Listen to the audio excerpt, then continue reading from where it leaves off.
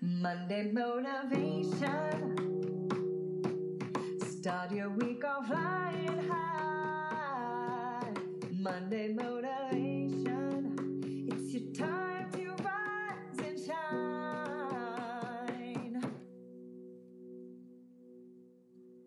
Hi guys, happy Monday. This is Rebecca here, and today I have Pam Coxwell, from the creator and the founder of Pam Coxwell Designer. And Pam is my friend. She's an artist, she's a maker, she encourager. And I'm telling you, Pam paints from her heart. She is an artist. If many different artists that I have seen on Instagram, Pam is somebody that I truly connect with because of how she paints and the person that she is in her core. She has so much life to share. She has so much experience as a professional artist. And I am so honored to bring her to this podcast to introduce Pam to you guys and hear a little bit about her. So, Pam, welcome to Monday Motivation Podcast. Thank you, Rebecca. And you're so sweet. Thank you for your kind words. I appreciate it very much. Oh, you're just, I am your fan. I just want to put out there, I am your fan already. I'm going to start with this Monday just rolling like that. Pam, you have a lot of years under your belt as an artist, living and making money as a thriving artist. This podcast, a lot of the creators that listen to this podcast, they are people that are starting out. They're trying to paint something and selling something and put it on Etsy and see how they can interpret it or making anything out of their lives. Pam, how did you came to be an artist and start doing what you do today? Okay. As far as I can remember, I've always enjoyed making things and creating things and doodling, and I've always loved color, and I'm very visual also. I've learned that I'm a visual learner. My memory is that way too. If I don't see it, it doesn't always stick in my brain. And so those are important foundation for how my business was built, even though I didn't realize it at the time. But those were key components in how we started and the foundation that we still stand on today. So when my youngest daughter, I was pregnant with her, I was on bed rest and had 3 months that I just had to stay on the couch and could only get up to go to the restroom, take a shower, but that's all I could do. So my sister and my mother worked together to find me some projects to work on, and they would surround the couch with things that I could make and books I could read. And then those 3 months were also a vital piece in the puzzle of how things were going to fall into place. So it was during that time that I started playing around with painting T-shirts. And people started asking me to paint shirts for them. I was making them as gifts, but other people wanted me to make them for them and wanted me to charge them for it, and to this day, I still freeze up when having to set prices, but that's whenever I first started actually selling my work. And my youngest daughter is 28 years old. So that's how long ago that was that I started painting and then somebody actually buying it from me. So I did that on the side for many years of just whatever people asked me to paint, I would paint it, and I would buy books. That was how I learned, different techniques and brushes and paints. I bought books from craft stores, and I would study those books, and I would, use the patterns that were in the book, and that's what I would paint. So I did that for a pretty good while before I really started branching out and coming up with my own designs and trying to make it my own personal work. So I've always worked part-time jobs so that I could be at home as much as possible with my kids. But because we wanted to send them to a Christian school that was private, we were going to need to pay for it. My wheels were turning on what could I do to make the money to send them to the school without having to work a full-time job. And so that's where I started really focusing in on trying to create work that people would buy. And it was about that time, I think, that we tried doing a small craft show and took some of my painted pumpkins. And I think I made $200 that weekend, and I was just thrilled. I just felt like, okay, this is what I can do to pay tuition. And so I watched to see what other people were buying, what other people were selling, and pretty much that's what I did during that time. So I did painted T-shirts, and then I started painting flower pots, and then I started painting mailboxes, and we would take them to shows and sell them. And we did it as a family. I would paint them, and then we would all go to the show and sell them. And my girls would help me, spray and finish things, and my husband would help. We all just worked together on it. It was how we spent time together working, but we also were doing that to pay tuition. And so we were successful with it. We started developing a following way back before I even knew what a following was. We started building those followers, and some of those still shop with us today, this many years later. They've been buying from us all these years. And it was probably about 10 years into it that I felt like I couldn't keep up with the shirts as far as, and so somehow or another, I connected with another artist that told me about heat transfers. And so I did some research, and this is when the internet was new, but I found a company that I could get that I could get transfers from. And because I'm so much of a maker at the heart, it just never even occurred to me to get somebody else to do them for me. It just felt like if I'm going to sell it, I have to be the one that made it. So we took a step of faith, and we bought a heat press, and we bought the equipment necessary to start doing our own T-shirts, and they were a hit. They took off. And so it was through doing that I learned that we could also do ceramic tiles with that heat press. And so that took off. So at that point, I was doing less original painting for sale, and I was doing reproduction. So we started off doing prints of my work. We bought the printer, bought the computer, and started doing prints, and had a scanner. Then we had the heat press to do the shirts and the tiles. And we still do those to this day. They're customer favorites. And it's been amazing to me because I've been able to produce 100 times more than I could have if I hand painted them. Right. And so I think it was probably, I don't remember the exact year, but it was it was probably in like 1998, I think, was whenever all that really started taking off and happening. And that was about the time that I was at a point of, why am I doing this? That kind of stuff, of trying to figure out my why. And that's whenever I started incorporating scriptures and encouraging quotes or sayings into my artwork.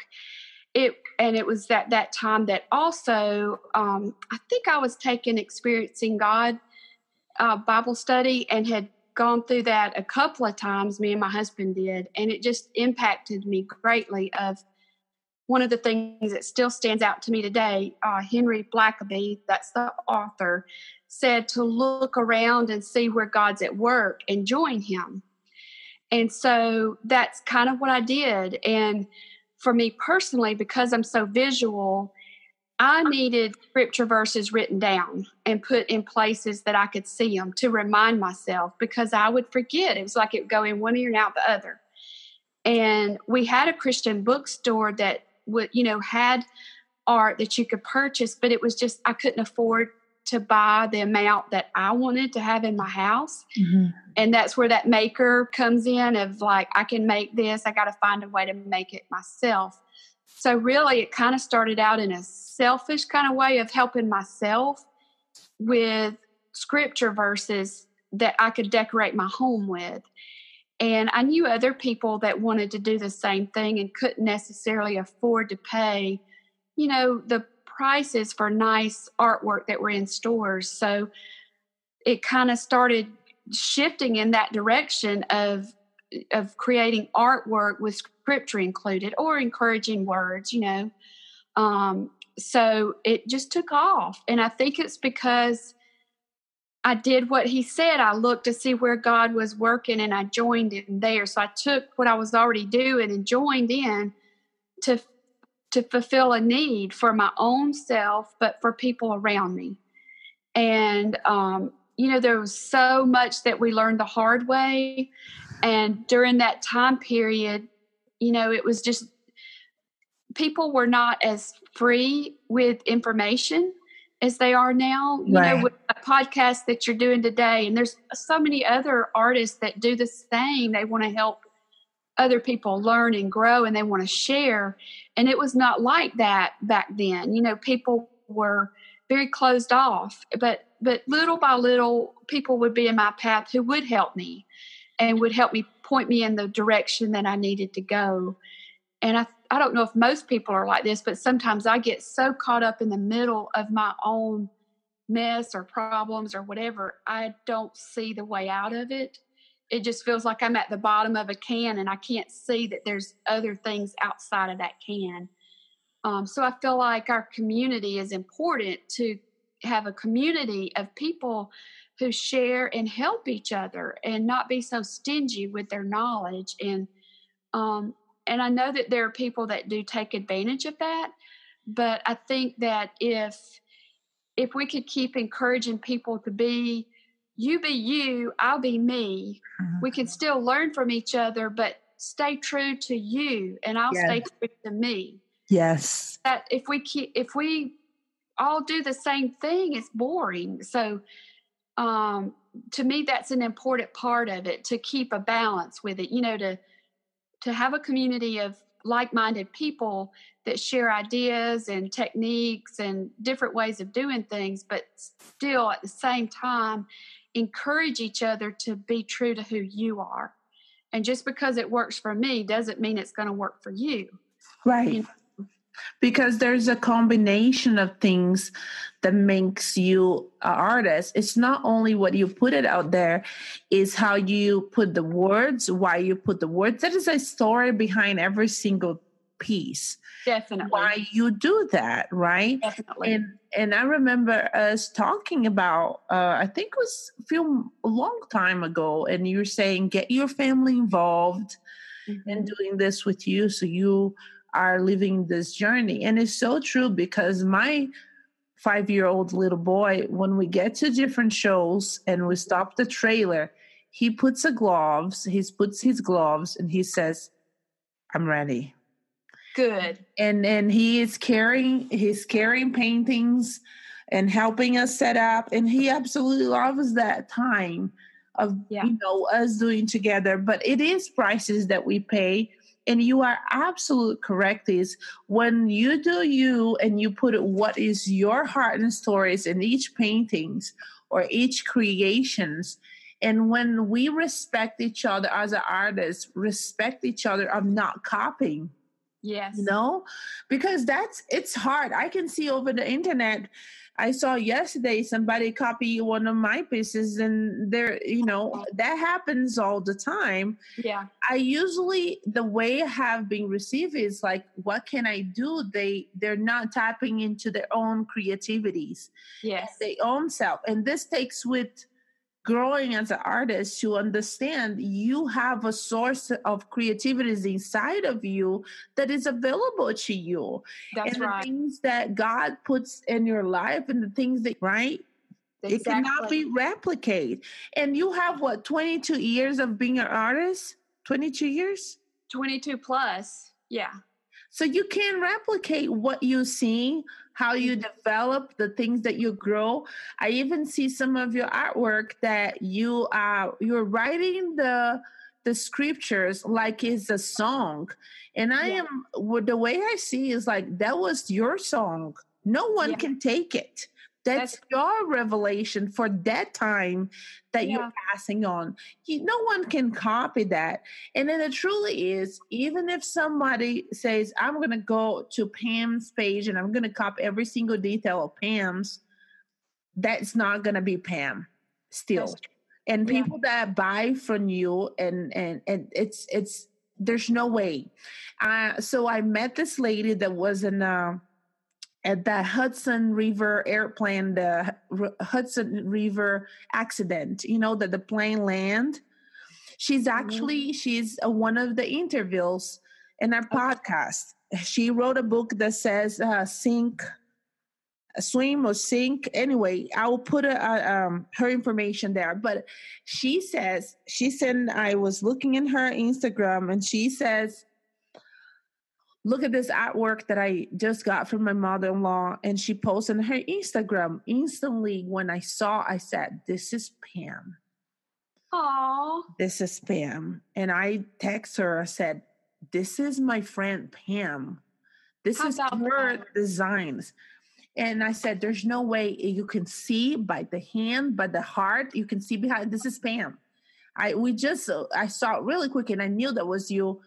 And we started researching. She went to her home and looked at the back of the painting, and that was you, How about that? And she said, I have to tell you this, Rebecca. Someone had got this because I was overcoming the fear of what I went through with landing at the Hudson. And to me, that piece of artwork is the most important piece of artwork that I have inside of my house. Wow, that means so much to me. You can't, wow. And that's what I'm telling you. There's no way that you can reciprocate when you are creating something. It's almost like you're creating something for the people that you yet never met. Exactly. That you don't know what they're going to go through, but that piece of artwork is what is going to hold them so close to their promises. And for more the people trying to copy that, you can't replicate that because that's your soul, that's your heart behind it. That's your story. That's who you are as an artist, as people, as a mother. And to me, that is priceless, Yes. Now, Pam, I know that I feel like inside of you, I looking at your art everywhere, when I look at your art, I see that inside of you. It makes me tear up just to think about, because it brings me, there's so much emotions. There's so much life. There's so much color. There's so much love inside of you that I can't even express. People have to go and check out your Instagram page, check out your Facebook page, because you have so much to share. What is the secret? How do you get all this colorful soul of yours? How did you find your joy to keep motivating you to do what you do? Wow. I feel like that's hard to answer because I'm not sure how to put it in words, but I feel like my brain stays full of ideas and things that I want to do and things that I'm inspired by, but I don't have the time to sit down and do it. So then because it's a lot of work, we make the majority of our products. And so there's a lot of work involved in managing the production part of producing the reproductions, that I don't have as much time to paint as I would like to have. So all of that stuff builds up kind of like a water balloon. You just keep pouring water into that balloon and it gets bigger and bigger and bigger. And sometimes I feel like I'm going to just burst if I don't get to have some good quality time of pouring out and painting. So usually that's how it goes. I'll have a period of time where I've gone a while without painting, And then I finally get a block of time where I can work and paint, and I can produce a lot in that time period. And my husband will be like, how did you get all this done? But it's been in my brain that whole time and in my heart. I just haven't had the time to put it on paper or put it on canvas. And I do carry a notebook around with me, and I do take notes, and I'll, especially at church, you know, things will stand out to me that it's like, it just grabs my heart, and I know that I've got to do something with that one. And so, you know, I record it in my journal that I take with me, or sometimes it's songs that just really, really pierce to my heart and grab me. And I just feel like I need to do something with it. So, but then there's other times, like we went to Waco last week and had the opportunity to go to a store, I think it's called Paper Crown, and they just had this beautiful array of colors just grouped together, and it's like there's fireworks going off inside of my heart and inside of my mind with those beautiful, beautiful colors. And so I don't sew, but I bought a handful of little felt rolls of felt because they were the colors that are my happy colors, you know. And so my daughter said, what are you going to do with them? I said, I have no idea what I'm going to do with these, but I know I'm going to use them for something. And I've already used them in several little photo shoots, you know, but I just look at them and they make me happy just to look at them. So, and I've already incorporated them into some paintings that I'm working on for a pop-up shop that we're doing tomorrow at Kirkland. So I think it's coming from several different ways, areas of just seeing these colors and seeing flowers that I think are beautiful. I have thousands and thousands of pictures on my phone of flowers and leaves and trees that I've just taken pictures of. And yes. I want to paint those one day, you know, as soon as I get a chance, I want to paint them. Right. And I go into the grocery store, and right as we come into our Kroger, on the left is the little flower shop part. And it's just hard to not stop and take pictures of those bouquets of flowers and the combinations of the colors and the textures and all of that. So it comes from a variety. Yeah. Now you're talking about Kirkland. So tell me, how did that work for you? You are a national artist that you have. Yes, because I went to Colorado and I find your artwork. My friends were buying your artwork, and I said, this is Pam. You are a national artist. You are in every Kirkland's. How did that work? How did that happen to you? That happened through Instagram.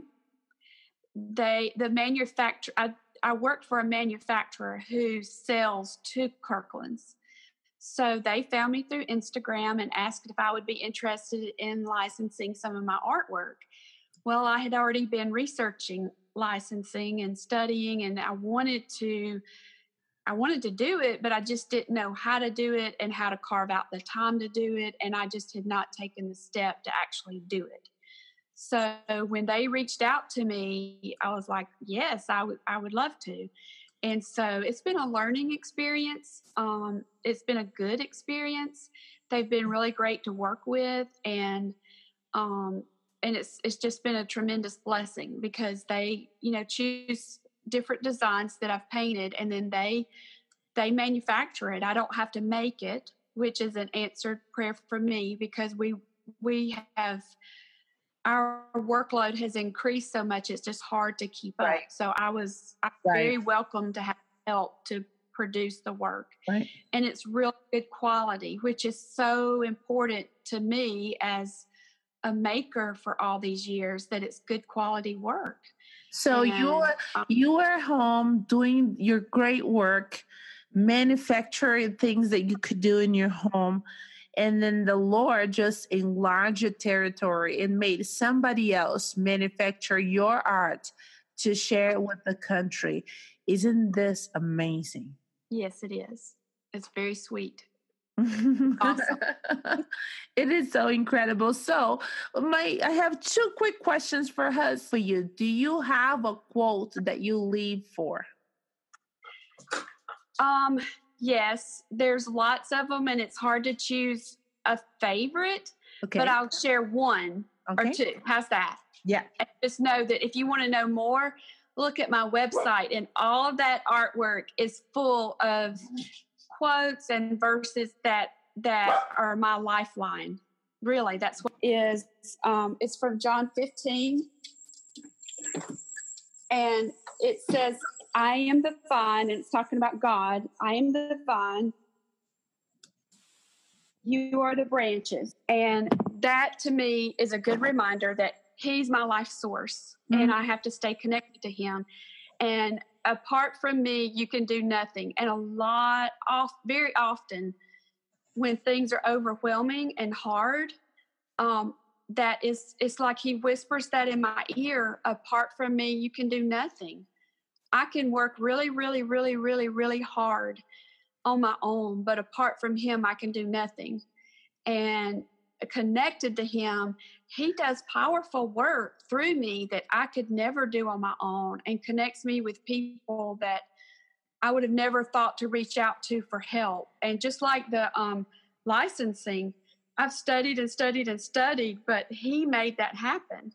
He put that into place. So that one's important. And then another one that I have that I've got it written on a ceramic plate in my kitchen, and it says, you, and I wrote it all in caps because the you is God. You have made us for yourself, O Lord, and our heart is restless until it rests in you. And it's from St. Augustine, or some people I think pronounce it Augustine, but anyway, I say Augustine. But to me, sometimes I get a restlessness inside of my heart, and this is just such a good reminder that I am made for him. He made me for himself, his purpose, for his pleasure, for his glory. And I'm going to be miserable and unhappy until I'm resting in that knowledge. And my heart is going to be restless until it rests in him, because I can try and fill and satisfy my heart with so many things, but until my heart finds rest in him and in what he's done for me, not how hard, because I'm a hard worker. I can see that. I have to pull back and rest and trust that he's going to make things fall into place. He's going to make it happen. He's pleased with me no matter if I do anything else. He's pleased with me, and I have to rest in that. And it's in his work. He's the one, or Jesus, the work of Jesus on the cross. I have to rest in that, because I fall into that of trying to work harder to be pleasing, and I'm already pleasing because of Jesus. I'm telling you, this word is so powerful, and is speaking to me beyond measure. Aww. Beyond that we can ever even mention. He is my life source. And when you were saying I'm divine and without him I can do nothing, sometimes we feel like if we just work harder, probably somebody will notice us and it will help us get somewhere if we just try really, really hard. And that's the place of rest. That's we wanted to stand, the place of rest. Pam, it's been tremendous joy to have you here. Thank you for asking me. You are such a precious soul, and I thank the Lord for putting you in my path, even though we've never met in person. I feel like we have. Yes. It's very, very sweet. I'm going to be adding you the website, Pam Coxwell Designs, for people to come and check it out. They can hear you, but when they start looking and seeing the art that you bring to this world, it's amazing. There is a piece of art and a piece of heart to be in everyone's home in this nation. And I want to have a piece of your art. I want to make sure that it's in my house. You're so sweet. I'm telling you, and I want an autograph. I want an original autograph from you. Okay. Because I am your fan. I think you are an encourager, and you are absolutely incredible soul, and you are such a mentor for people like me. You know, you are such a good artist, creator, and maker mentor. And I just appreciate that God put us into this field, which Yes. is the creating field. That's what we do. We're creators. And I appreciate you sharing your heart here in this Monday Motivation Podcast. Pam, thank you so much. Have an incredible day. Thank you, guys. You're the best. Is anything else you want to say? Hey, I do want to just add, Rebecca, the website is going to be From the Heart Art. Okay. My Instagram is Pam Coxwell Designs, but the website is FromTheHeartArt.com. I love that, FromTheHeartArt.com. All right, guys, go check it out, Pam, and become and follow her. She's someone to follow. Thank you, guys. Thank you. Thank you, Pam. Bye-bye. Love you. Bye. Love you too.